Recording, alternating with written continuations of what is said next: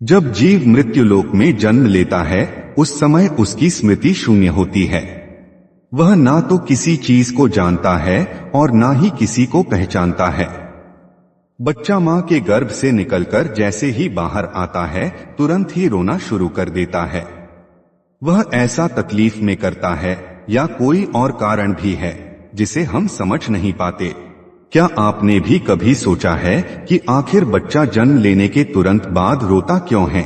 इसके पीछे का सटीक कारण क्या है? लेकिन सच्चाई क्या है? यह एक ऐसा सवाल है जिसका सही उत्तर हम सब जानना चाहते हैं।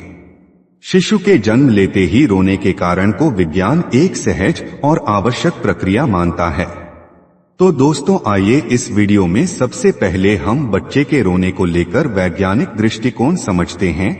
आपसे विनती है कि चैनल को सब्सक्राइब कर लीजिए।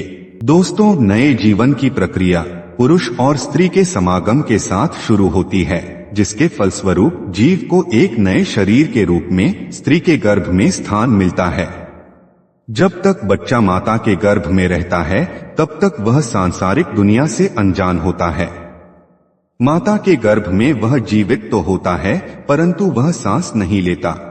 उसके शरीर को खाना पीना इत्यादि मां से जुड़ी गर्भनाल से प्राप्त होता रहता है। बच्चे के फेफड़े तो बन जाते हैं लेकिन वह प्रयोग में नहीं रहते। बच्चा मां के गर्भ में एक पतली झिल्ली के अंदर बंद होता है जिसमें तरल पदार्थ भरा होता है। इस तरल पदार्थ को वैज्ञानिक भाषा में एमनियोटिक फ्लूइड बोलते हैं। यही तरल पदार्थ बच्चे के मुंह, श्वास नली और फेफड़ों तक में पहुंच जाता है। लेकिन जब तक बच्चा मां के गर्भ में रहता है तब तक इस तरल पदार्थ से बच्चे को कोई कष्ट नहीं होता, बल्कि इसी तरल पदार्थ की वजह से वह मां के गर्भ में सुरक्षित रहता है।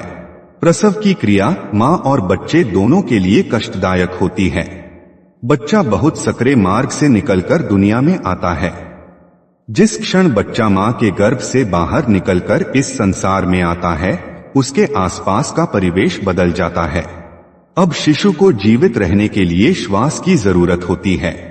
शिशु के फेफड़े प्रथम बार काम करना शुरू करते हैं, लेकिन फेफड़ों में वही तरल पदार्थ पहले से ही भरा होता है जिसे बाहर निकालना बच्चे के स्वास्थ्य के लिए बहुत जरूरी होता है। इसीलिए डॉक्टर बच्चे की डिलीवरी होते ही गर्भनाल को काट देते हैं और बच्चे को उल्टा करके उसके मुंह से इसी तरल पदार्थ को बाहर निकालते हैं। ऐसी असहज स्थिति में बच्चा प्रथम बार रोता है। रोने की प्रक्रिया के दौरान बच्चा एक गहरी सांस लेता है जिससे हवा फेफड़े के अंदर प्रवेश करती है और फेफड़े में भरा तरल पदार्थ बाहर निकल जाता है। इसलिए बच्चे का प्रथम बार रोना बच्चे के स्वस्थ होने का संकेत होता है। अगर बच्चा स्वयं से नहीं रोता तो डॉक्टर बच्चे की पीठ पर हल्के हाथ से थपकी लगाकर उसे रुलाने का प्रयास करते हैं, जिससे फेफड़ों में हवा जा सके और तरल पदार्थ बाहर आ सके। बच्चे के दिमाग को सही ढंग से काम करने के लिए एवं बच्चे के शरीर को सुचारू रूप से कार्य करने के लिए ऑक्सीजन की जरूरत होती है। जिन बच्चों के फेफड़े से तरल पदार्थ नहीं निकल पाता उनके फेफड़े में पर्याप्त हवा नहीं पहुंच पाती। ऐसा होना बच्चे के जीवन के लिए खतरा होता है और दिमाग को पर्याप्त ऑक्सीजन न मिल पाने के कारण उन्हें किसी प्रकार की मानसिक बीमारी भी हो सकती है। तो दोस्तों, यह बातें थी विज्ञान की।